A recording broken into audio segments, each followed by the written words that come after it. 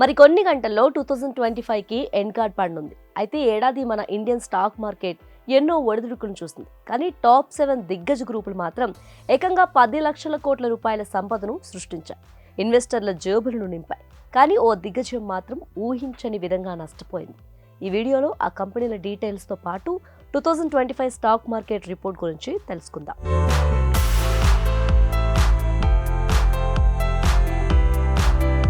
ముందుగా Mukesh Ambani Reliance industries గురించి మాట్లాడుకోవాలి. 2025లో రిలయన్స్ రియల్ ఛాంపియన్ గా నిలిచింది. ఏడాది మొదట్లో కాస్త నెమ్మదిగా ఉన్న తర్వాత పుంజుకొని ఏకంగా 4.6 లక్షల కోట్ల మార్కెట్ క్యాప్ ను సాధించింది. దీని షేర్ ధర దాదాపు 30% పెరిగింది. జియో రీటైల్ రంగంలో వచ్చిన మార్పులు రిలయన్స్ ను నెంబర్ 1 గా నిలబెట్టాయి.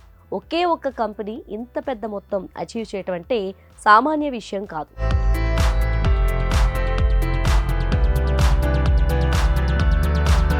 ఈ లిస్టులో రెండో స్థానంలో నిలిచింది భారతి గ్రూప్. సుమారు 3.5 లక్షల కోట్ల సంపదను ఇన్వెస్టర్లకు అందించింది.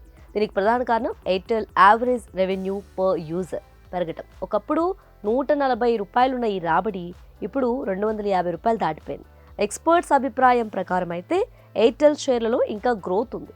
అందుకే ఇప్పటికీ మార్కెట్ ఎక్స్పర్ట్స్ దీనిపై సానుకూలంగానే ఉన్నారు. ఏడాది HDFC group stock market value కూడా 2.2 లక్షల కోట్లు పెరిగింది.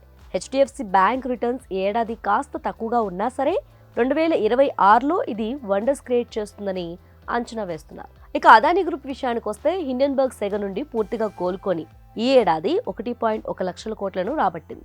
ముఖ్యంగా అదానీ పోర్ట్స్ ఈ గ్రూప్లో టాప్ పికప్ గా నిలిచింది.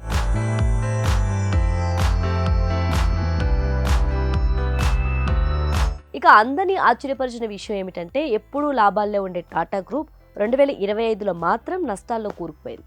ముఖ్యంగా ఐటీ దిగ్గజం టీసీఎస్ ఏకంగా 3 లక్షల కోట్ల మార్కెట్ క్యాప్ను కోల్పోయింది. అయితే టాటా స్టీల్ మాత్రం 25% పెరిగి గ్రూప్ను ఆదుకుంది.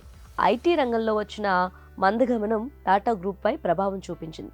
కానీ 2026లో టాటా గ్రూప్ మళ్ళీ స్ట్రాంగ్గా కంబ్యాక్ ఇస్తుందని మార్కెట్ వర్గాలు నమ్ముతున్నాయి.